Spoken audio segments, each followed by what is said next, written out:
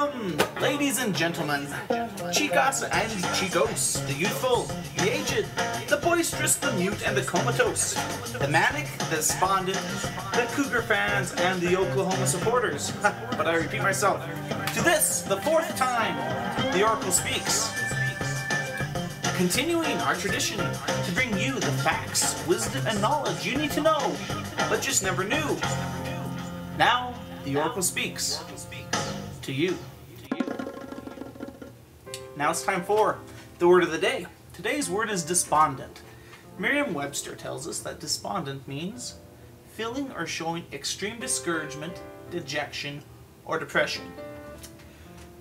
They go on to say, despondent implies a deep dejection arising from a conviction of the uselessness of further effort.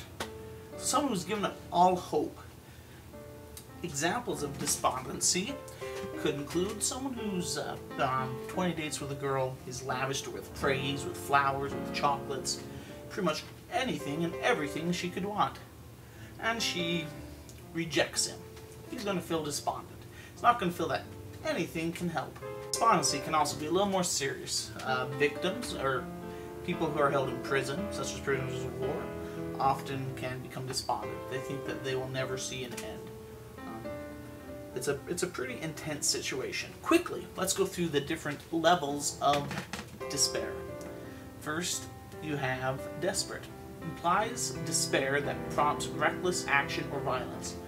So you can see everything slipping away, but you're grasping at the last straw. You're trying to do anything that might change the situation.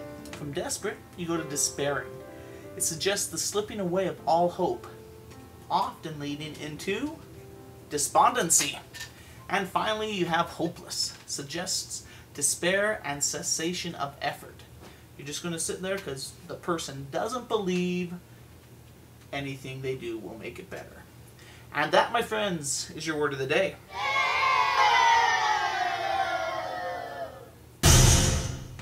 Alright, let's move on to something a little more exciting. Today we're going to be discussing football and its origins in some athletic enlightenment. A lot of people will say, why is football, speaking of course of the American version, called football? They don't hardly ever kick the ball.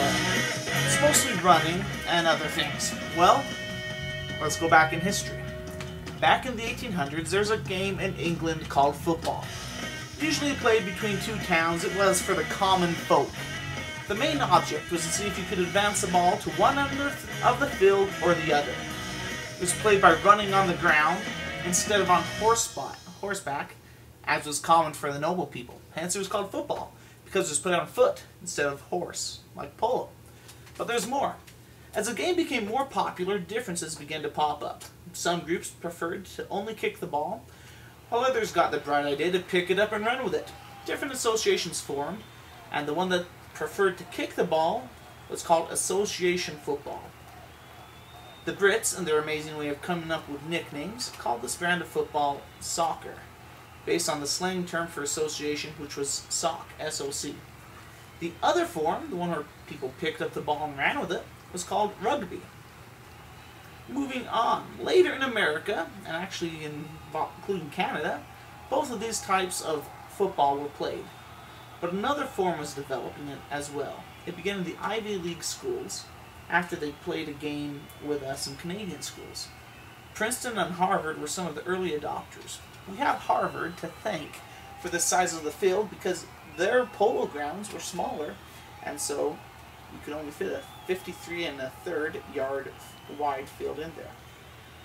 The idea of the forward pass came into play, which you can't do in rugby, and the rules continued to evolve until the 1920s.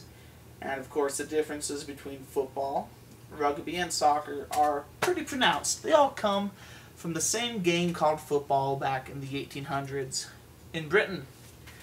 And so, my friends, there is your athletic update.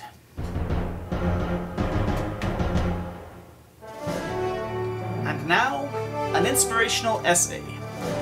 Geraldo Rivera. And now a quote from George Washington's Rules of Civility and Decent Behavior. Be not angry at table, whatever happens, and if you have reason to be so, show it not but on the cheerful countenance, especially if there be strangers. For good humor makes one dish of meat a feast.